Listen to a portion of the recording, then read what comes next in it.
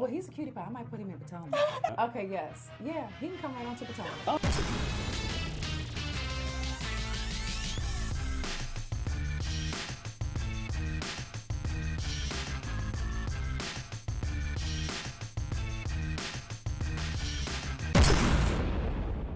What's up, y'all? It's your boy Richie Sky. We're back with another video. I want to thank you so much for tuning into the channel. Listen, if you haven't already done so, make sure you hit that subscribe button down below. Hit that notification bell button so you can be clued into when we drop new content right here on this channel. I want to thank you guys so much for getting us to 50,000 subs.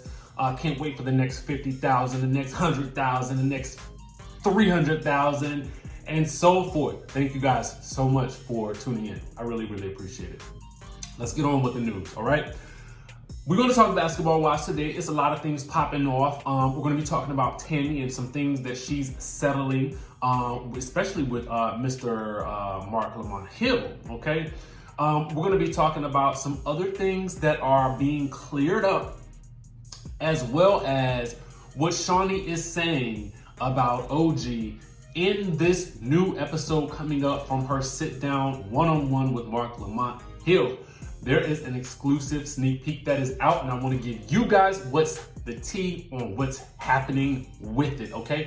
I had a whole nother video I was going to do today about two entirely different topics, but I was like, what is going on in the basketball wives land today? Now let's get into it. First things first, I told y'all last week that Tami had a lot to say about them lying on her about this whole basketball wives reunion. Remember when Mark Lamont Hill told OG that Tami requested that she be on a separate stage so that they could appease OG with getting her onto that second stage. Well, Tami is basically calling it out because after Tami posted that tweet, Mark Lamont Hill said this: "Thank you for clarifying this. I was absolutely told you requested it. I never want to intentionally report something untrue. I'm sorry that happened." Now this is Mark responding to her. Now listen. This is basically Mark taking the stance for what he believes in as the truth, but it could also be viewed by the network as a stance against production and the network, because I'm not necessarily sure as the host if they would want him to say that. But kudos to Mark for standing up for what he believes in, and obviously he believes that Tami is telling the truth. Okay, so he's apologizing for that, and I cannot hate on someone who has moral ground that they will continue to stand on. So shout out to you, Mark. So then Tami responds with this. This is what's so interesting. She says this: "Hey Mark, well, I'm glad I can clear things up. If truth had been told, I requested to not attend and was told no. Then I requested a RHOA and pre-tape with you and was told no. 3 weeks out, I was told I would have to be on a separate stage, but God blessed me with hives 5 days before." So let's break that all down. So she requested not to attend at all. Understandable, because she really wasn't there throughout the season, and to be quite honest with you, she's been over this show for a long time. There's that. Then she requested a RHOA. So you guys remember RHOA did the one-on-one with Shaunie, so obviously Tami wanted to do the one-on-one with him as well. To me, I think that this probably would have been the better option in general, because I think that she might not have gotten the hives had she been allowed to do the one-on-one with Mark. I think that would have been a better way to really bookend her time on the show, and I think it would have been gratifying for us as fans to be able to see her give her final thoughts on, her life during the show and what she plans to do next, because I felt like she deserved that. She really did. And then 3 weeks out, she was told that she would have to be on a separate stage.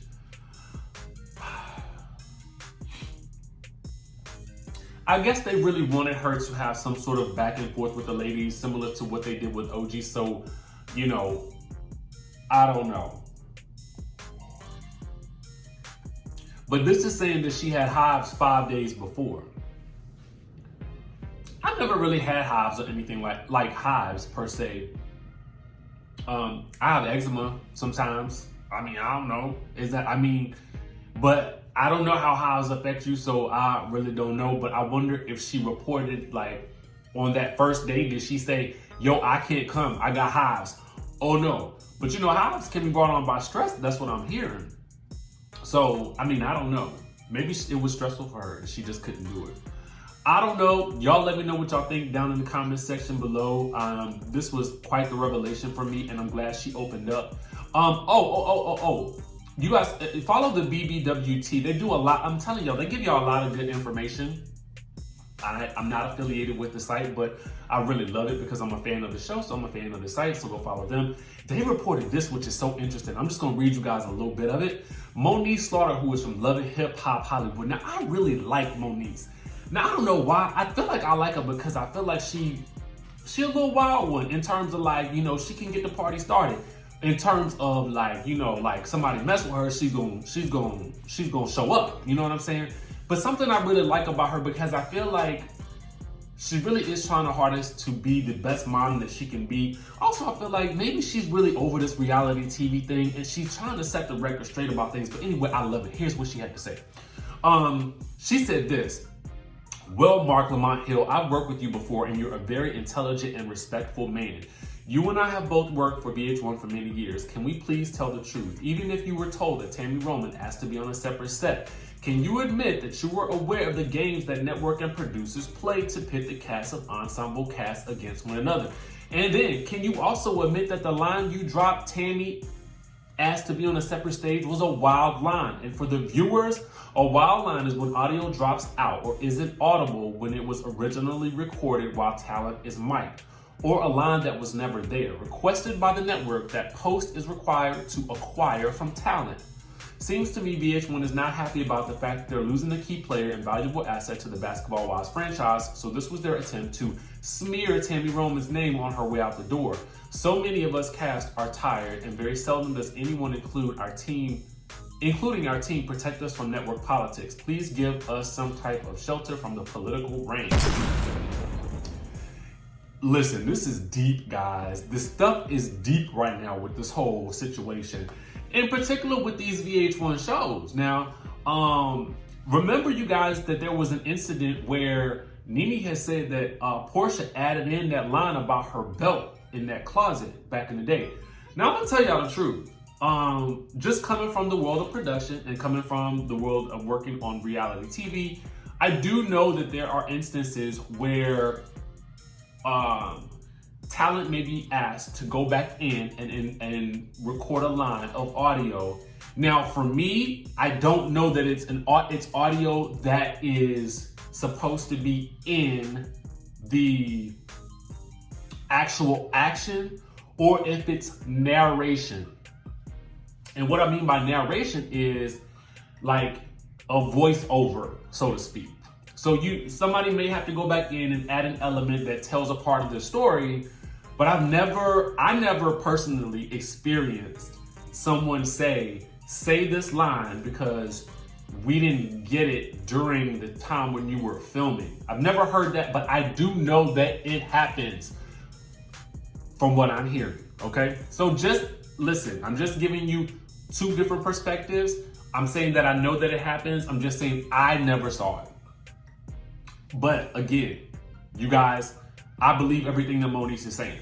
I really do, because I know how this reality TV world works. Other news real quick.